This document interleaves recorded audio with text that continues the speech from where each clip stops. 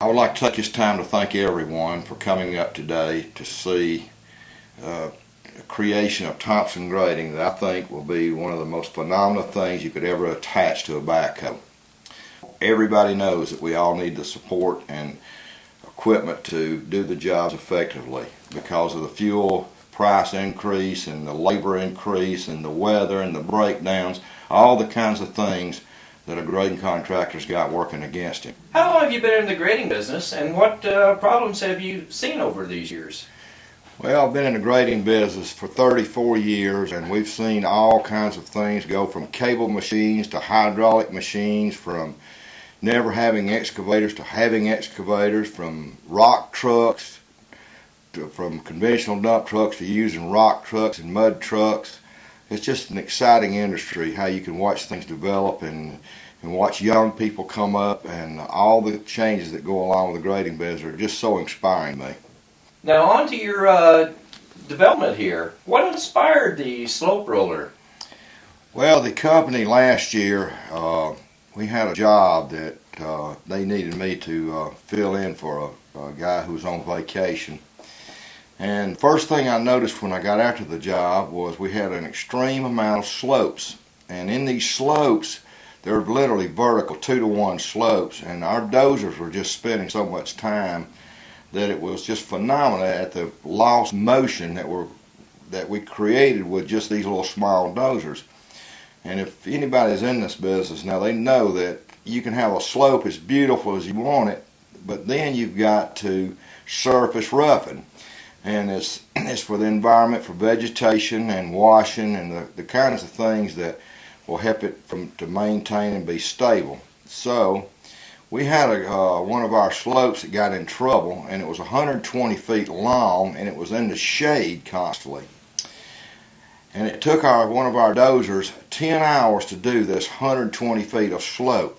And when I saw this going on, I knew then that we had a problem and needed to be liquidated. And then by the grace of God, who has always directed my path, I started drawing on it, thinking about it, and then I proceeded to build it. And that was how it happened, by me filling in on a grading job and trying to pick up the profits a little bit. And because the fuel and the labor and the economy, all the kinds of things that work against a grading contractor is the kinds of things we need to be constantly dwelling on here. And that's how it came up. It's my understanding, Mr. Thompson, that currently the industry uses bulldozers to perform this operation. How does your slope roller benefit? Well, the greatest benefit of this slope roller is now we have long reach hose that can reach a tremendous amount of footage, and a dozer has to cleat every square inch of a slope, and it's just so time consuming and so detrimental to the life of an engine and a transmission on a dozer, where you're going up and down all day long. And so we created this thing to where a backhoe could sit on one spot and do one pass up, one pass down. He could work virtually right up against silt fence without tearing up the silt fence at the toe of the slopes, and plus the speed. We went over and did the same 120 feet of slope that got us to thinking about this thing the day this prototype came out, in 15 minutes. The very same slope it took 10 hours to do on a dozer. And we knew then that we had it. And just other things as far as the fuel burn, the undercarriage, the labor cost. This is the kind of thing that if it's used properly, you can go let a grading job go 3 or 4 or 5 days before you do any slope walking with this thing, because you're going to be able to reach a greater distance and cover a bigger area. So in other words, if you knew rain was coming, or you could wait to the 11th hour to do it, you wouldn't have to unpin your bucket to keep your bucket in full operation on a grading job. You could just unpin the bucket when you got through that operation, pin this thing up, go do slopes. So it's not a thing that you want to use every day, and because you're going to be able to do them so effective and so fast. Mr. Thompson, why pick a day like today to demonstrate your slope roller? Well, it's true we had 1 1/10 of rain last night, and I got up and prayed about it, and I thought to myself, I said, if I was a contractor looking at this thing, I'd want to know what the carryback was on this roller to see if it was going to be able to spill off the dirt. And we took it out there on the worst conditions you could take it to show that it is not as effective at kicking off dirt, but it does shed the dirt. And if they'd got a video shoot of my boots, they would seen that my boots also had a lot of carryback on them. So it was a situation where we wanted to prove it in the worst condition. Now when we took it out Tuesday for the maiden run, it was dry and it just worked perfect, absolutely no carryback. But today was the day to where everybody's going to be questioning the carryback system.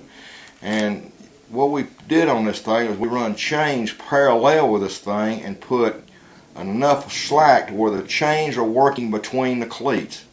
And that way it never lets the dirt pack, and then when you bring it up and get it airborne and spin it, it effectively kicks the dirt off. Now there's going to be some buildup from time to time, but let me tell you, bulldozer pads have a lot of buildup, and today was the day when a dozer couldn't have done anything. And to get the full investment out of our machinery nowadays, they have to be able to work in all kinds of conditions, and we proved that today on this video. It may not be a P's and T's since it's so muddy, but we proved that a bulldozer is not effective on a slick day like today, and when an excavator can come out and maintain slopes. And wetness is a part of our business, and we have to be able to be productive on a wet day. Okay. Thank you for those questions, and now we're going to proceed out to the field. And don't be gotten off with about it so wet, but today is the day we're going to prove to you that this thing will work on a wet day when nobody else can work, pans can't work, dozers can't work, but this thing can go work. And so that alone is enough to tell everybody with an excavator, get ready for this thing, because it's going to make you time and money on a wet day. As shown, the slope roller can handle cut slopes as well as fill slopes. Notice the width and the increased productivity the operator has in bringing down this slope. Shown here on the PC300-7, the slope roller can reach to a max cut slope of approximately, at this width, approximately 20 feet. Notice how the chains allow the roller to clean itself after each use, even in wet conditions. As shown here, the operator is just doing a downward motion. He could also increase surface roughness by doing a downward motion and an upward motion in this cut slope application.